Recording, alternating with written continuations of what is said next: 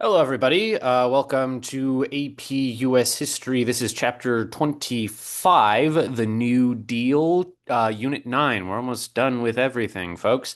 I'm currently sitting on the floor because Claude is taking up the entirety of the seat I would normally sit in when I do these videos. So, yeah, that's my life. Anyway, just as usual, we are going to be limiting our time to a pretty strict 20-ish minutes. It might be a little bit more, might be a little bit less, at least with this chapter. So remember, Unit 9 covers a lot of big topics. It covers the Great Depression and the response to it during the FDR administration.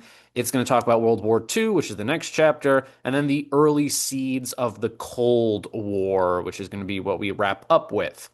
All right. So again, as usual, not going to go over everything in that much detail, but kind of giving a pretty good overview of generally some of the big ideas that you need to know for your Unit 9 test and for the AP as well. And without further ado, just to prove that I am doing this in 20 minutes, let's go ahead and, well, before I do that, actually, these are the lesson topics right here, not that many, all things considered, because we're really just talking about one big topic, the New Deal, even though it is a pretty big topic. All right, so without further ado, let's freaking go. So, Great Depression is going to be the big theme of this particular lesson. And as you learned about at the end of Unit 9, the United States' economy in the 1920s is not all that stable. So, we are going to see that this instability eventually will lead to the Great Depression. There's a lot of different things that we can associate with causing the Great Depression. The lack of regulation in the 1920s, especially over the banking and stock market areas of the economy. These things helped contribute to the Great Depression, as we'll see in a second. But generally, kind of in the 1920s, we saw a return of monopolization. Remember, a rollback of a lot of the progressive era ideas in the 1920s is what we saw. And we did see kind of the allowance of a very unregulated, very unstable economy. Monopolization is bad in the sense that it can lead to mass layoffs. Even before the Great Depression hits, the United States' economy is not doing all that great. Unemployment is rising because of the consolidation of businesses, which does lead to kind of a process that will be accelerated by the stock market crash that we'll talk about in a second. But kind of generally, all economic depressions, or at least most of them, are generally caused by this issue of deflation. Deflation sounds good for consumers, but as you might remember from Unit 7, deflation is bad for producers. Producers in the farming industry, especially, were feeling the sting of the Great Depression, feeling the sting of this unregulated, unstable economy even before the Great Depression, but especially kind of with the stock market crash that we're going to talk about more in a second. Yes, that is what leads to manufacturers feeling the sting in domestic industry. Now, the stock market crash itself, what caused it? Largely, it was a speculative bubble. Why was there a speculative bubble in the stock market? We saw that the stock market was being pumped with a lot of investment, thanks to this kind of process known as buying on margin. Remember, buying on margin is taking out bank loans in order to buy stock. Now, the whole point of buying stock is to sell it eventually. Once it goes up pretty high, the whole point is to sell it. However, with the stock market crash in October of 1929, there's going to be a whole lot of people selling all at once just to make sure they get their profit. And what that ultimately means is that the value of stocks are going to greatly go down. People took out these very high interest rate loans from banks. Now they can't pay them back because their one source, their main way of paying that off, is suddenly gone. The stock market has been kaplooey. Now, the stock market itself doesn't affect all that many people, but who it does affect are banks.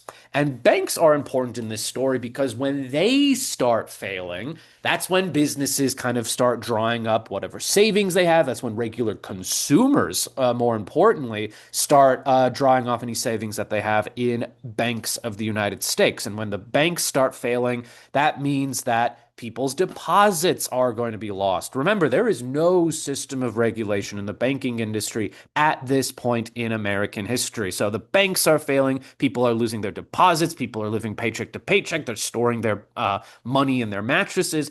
And without banks kind of contributing to the economy, that's when everything starts to kind of go down. We see a lack of investment in businesses. Businesses can't hire people. Businesses don't hire people. People have less money to spend on things. And when they have less money to spend on things, there's less demand. When there's falling prices, there means there's less profit to be made for banks, for farms, or not for banks, for businesses, for farms. Now, bankruptcy leads to more unemployment. More unemployment leads to more or less demand, I should say. So it very much is a deflationary spiral. It's what's going on by the end of the 1920s. Now, with all of that out of the way, how is the government going to respond? Unemployment is going to skyrocket to nearly 25% during the Great Depression. It's one of the worst economic crises in American history. We always make the joke in class, this is the worst depression so far. This is the worst depression so far. Uh, God willing, inshallah, that we don't have another one of these, but who the heck knows? Anyway, let's talk about how the government does respond. Because Herbert Hoover, a Republican, kind of elected in this atmosphere of laissez-faire, is going to actually respond with at least some government intervention. Remember, generally, Republicans in the 1920s were against any government intervention whatsoever, sticking to laissez-faire. However, Hoover does do some things. Namely, he does one thing. That one thing is the Reconstruction Finance Corporation, the RFC. This was an organization that essentially gave out money to businesses to stay open. But besides that, Hoover mostly is going to say, charities, you do your thing. State governments, you do your thing. Local city governments, you do your thing. This is not a national problem for the national government to solve. That is well beyond the mandate, well beyond the scope of the powers of the federal government. And actually, we're going to see that this lack of a response, especially indirectly, providing unemployment relief for average Americans, this is going to tank Hoover's popularity quite a bit. Hoover is going to be a very unpopular president by the end of his administration. And kind of one of these events that is contributing to that is his response to the bonus army. During World War I, soldiers were promised a bonus basically at the sometime in the future when you retire more or less, you would get a big check from the government as kind of a thank you for all of your hard work and service during World War I. You would get a bonus.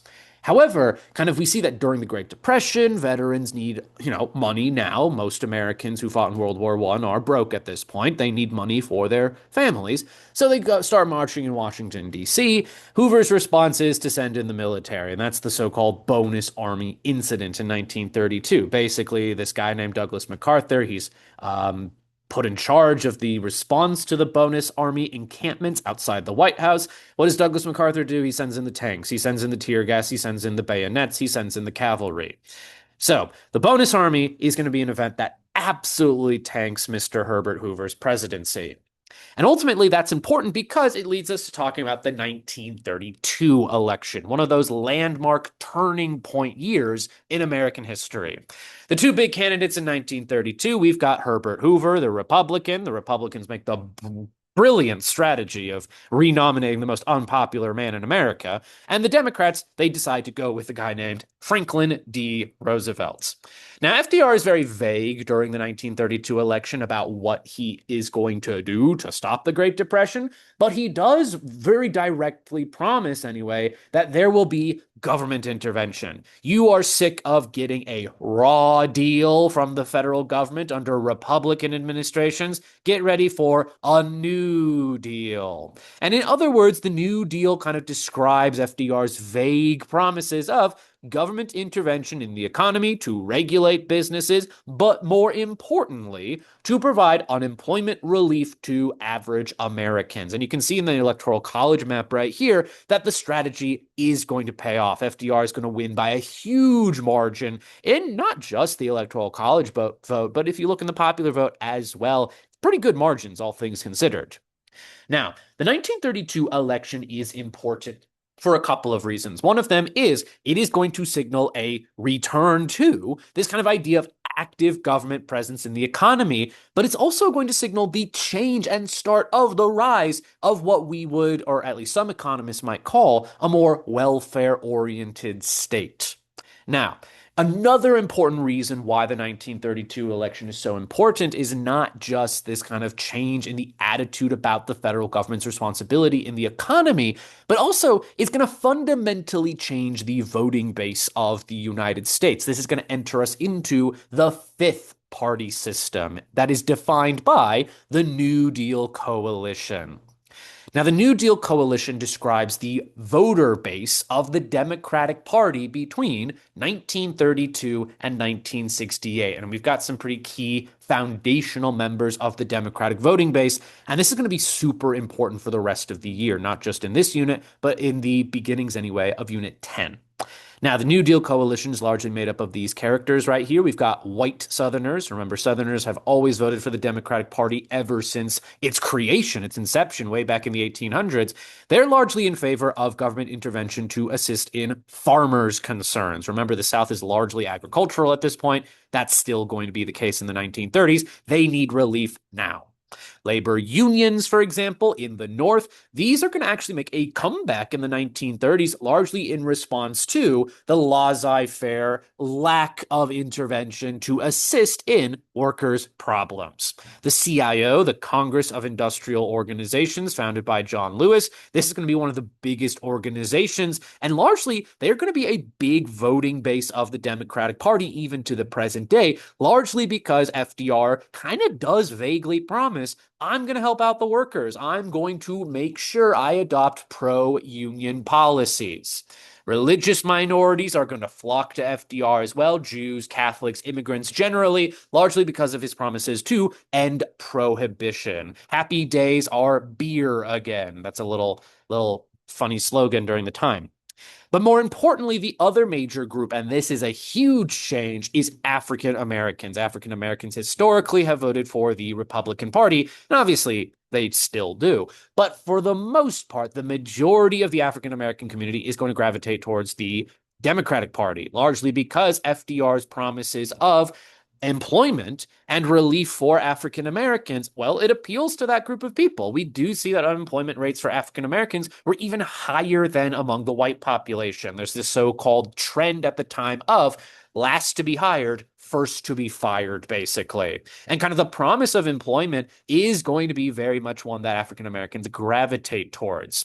Now, this coalition is going to be really important because it is super fragile, as we are going to see in the next couple of chapters and in our last unit as well. We'll talk about how it splits up in 1968. But let's stay in 1933 right now, and let's actually take a look at some of the programs FDR is going to implement under the New Deal. Remember, the entire purpose of the New Deal is to fix the Great Depression, namely unemployment.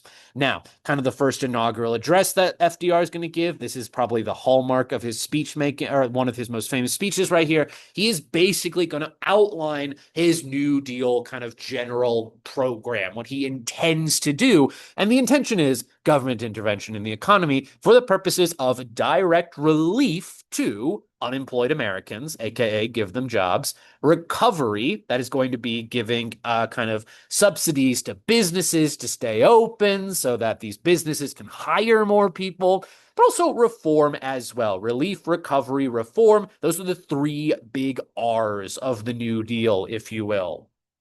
Now, the New Deal is going to be a continuation, a continuity of kind of these earlier ideas like the progressive era of government regulation in the economy, things like pragmatism, because FDR is kind of not the smartest guy in the room. He is going to rely on the whatever is most effective. And if that means kind of hiring a diverse group of advisors, I'm going to do that. That's the brain trust right there. These are the advisors to FDR. These are the guys and gals, like with Frances Perkins, who's the Secretary of Labor, the first female cabinet member.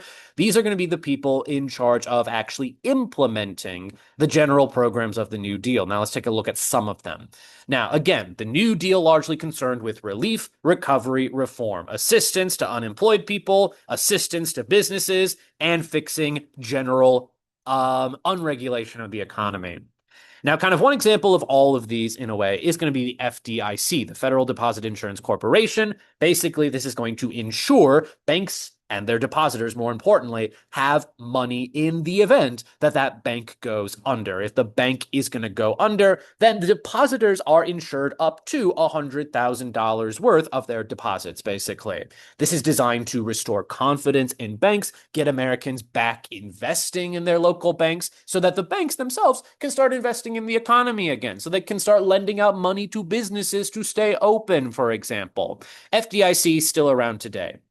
Another kind of program of the New Deal is the CCC, the Civilian Conservation Corps. Basically, this is an unemployment agency. It's going to hire young men, largely to work on national parks, building up infrastructure within our national parks, within state parks, within local parks.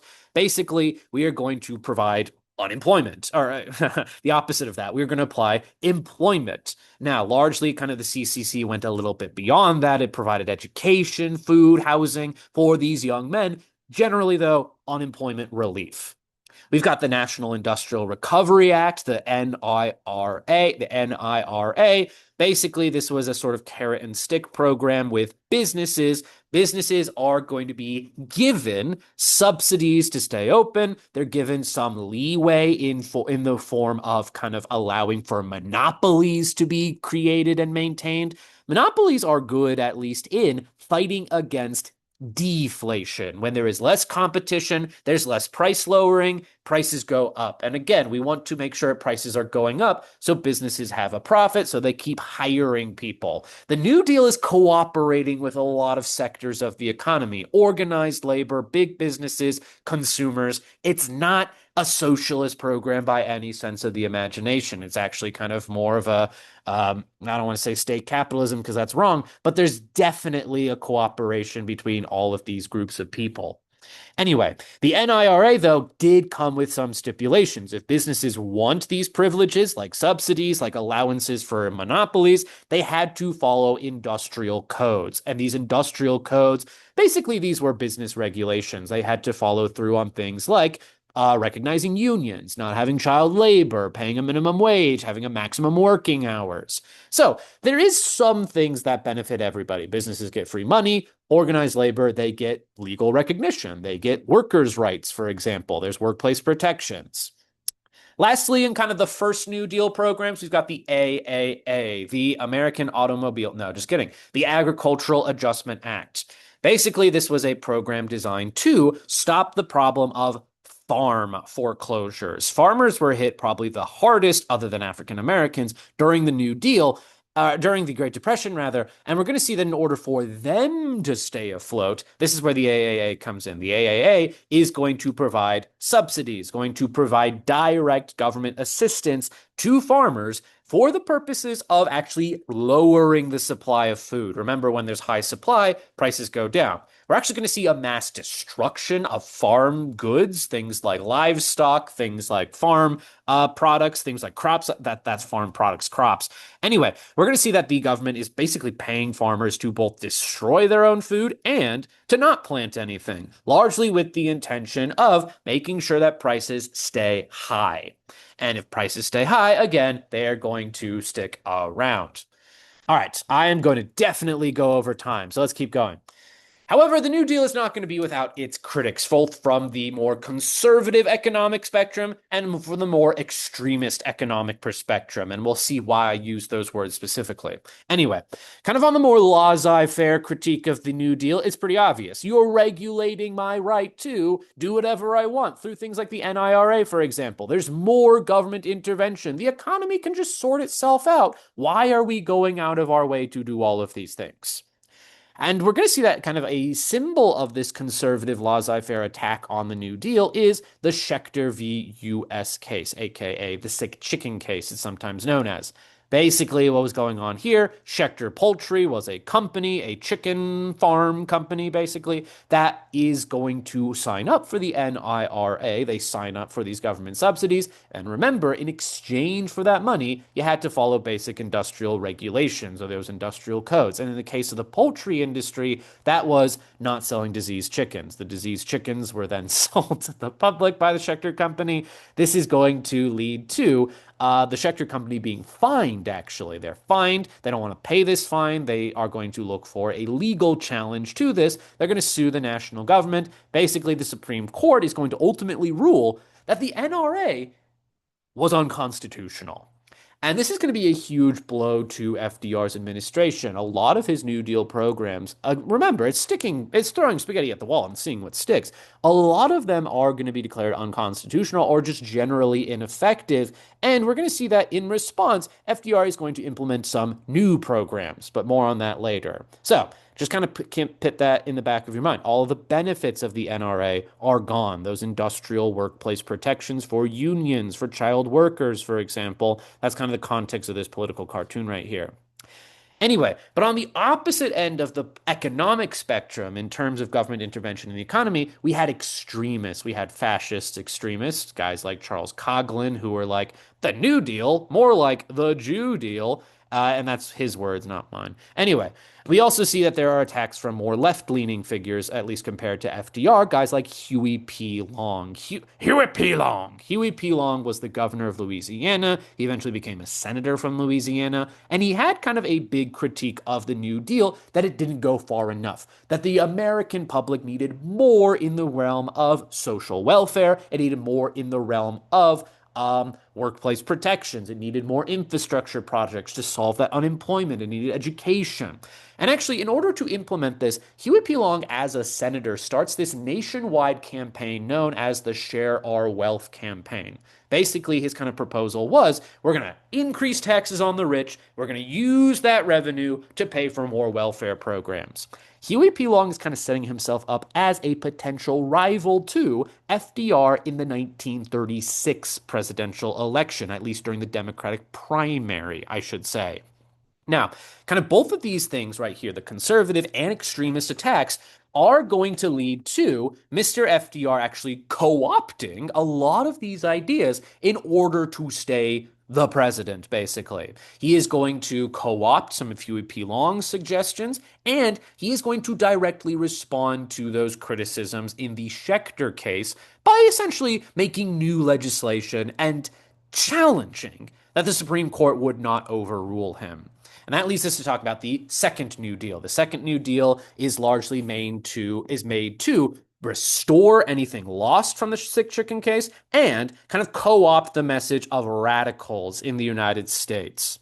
Before we talk about the programs of the second New Deal, I do want to talk about the court packing scandal, aka the court packing plan.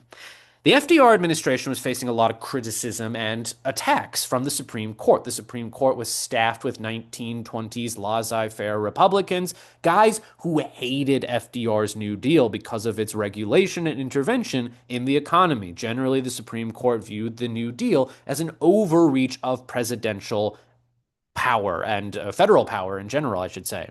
So FDR, in response to the New Deal, to the Supreme Court not being cooperative over the New Deal, he is going to respond with this scheme known as the court packing plan. Basically, what FDR is going to do is he comes up with this law, or at least he suggests to lawmakers in Congress to make this law known as the Judicial Procedures Reform Bill. Basically, this would have given the president the power to add another Supreme Court justice onto the bench if anybody over the age of 70 refused to retire. Basically, he is going to stack the Supreme Court with more guys who are sympathetic to him in order to uphold New Deal legislation. Now, even though he faces criticism for this Supreme Court packing plan, FDR ultimately is not going to back down on this. Ultimately, what does happen is that the bill never goes through. There's still only 9 Supreme Court justices on the bench. But what does start to happen is that the Supreme Court kind of is so terrified of FDR, they start reversing a lot of their earlier opinions and siding with him. They are realizing FDR is serious about reforming the Supreme Court. They're ultimately going to fall in line and not cause that much of a stir. They're going to actually uphold a lot of the programs that the New Deal is going to start creating. For example, the Works Progress Administration, the WPA. This is kind of similar to the CCC in that it is a jobs program in order to hire more people, to build up America's infrastructure, hospitals, schools, highways, etc. The WPA also does a lot with art as well. It is going to hire actors and writers and artists, all of these people to basically anybody to give them a job, including education as well, teachers in specific areas. Social Security, still around today. You should probably know what that is because you're more than likely going to, well, you guys getting Social Security. Never mind. Anyway, Social Security. Basically, this is a monthly check that the government gives to people over the age of 65. Now, what's the purpose of this? It's not just to help out older Americans, it's also to encourage them softly to start retiring. Basically, old people are still in the job sector, they are still draining a lot of resources from potential jobs. So, in order to softly encourage them to get the heck out of there so that younger people can take their jobs, this is where Social Security comes into play. Now, another major win of the New Deal, at least for organized labor, is the National Labor Relations Act. It's also called the Wagner Act, proposed by Robert Wagner of, I believe, California. Anyway, the Wagner Act is going to try to restore all of the worker protections that were lost when the NRA was declared unconstitutional. For example, it's going to set up the National Labor Relations Board, which is going to supervise disagreements between unions and big businesses. It kind of acts as a mediator. Still around today, although its future is up in question as of time of recording. Government recognition of unions. Finally, oh my gosh, it's been like 50 billion years. Well, less, but yeah. No more child labor. I already said that. Now, all of these things right here are going to secure FDR's victory in 1936. He is reelected pretty handily in that election right there. Again, FDR is going to be elected two more times after the 1936 election. Anyway, what's the legacy of the New Deal? In the short term, the New Deal doesn't do that much, honestly, in terms of solving the core problem of the Great Depression, unemployment. It's not going to be until an event where everybody is needed by the government to get a job. More on that in a couple of minutes. We're going to see, however, that the New Deal does change things in the long term. It changes the kind of perception that government is here to fix your problems, basically. Liberals, conservatives, they all agree on this principle, at least to some degree, that the government should intervene whenever there's a problem. And we're going to see also that the cultural presence of the president is expanded. Fireside chats, that's FDR kind of speaking to the radios, directly communicating to the American public what he intends to do and what he is supporting in Congress, basically, kind of supporting laws designed to fix the problems of the Great Depression.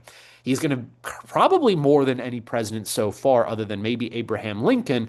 We see that FDR is going to make use of executive orders, and that's more complicated than how I'm going to explain it. An executive order is basically the president kind of saying, ha, here's a law. I didn't need to go through Congress. I did what I wanted. It's more complicated than that, but essentially, the president is expanding in his legal power, or their legal power, if we want to be more gender neutral. Political realignment, though, that's the other big impact of the New Deal. African Americans largely voting for the Democratic Party. Huge change, still a trend in the present day. All right, well, that went over time by about 7-ish minutes or so. So thank you. Have a blessed day. Bye-bye. And stop my phone and stop share and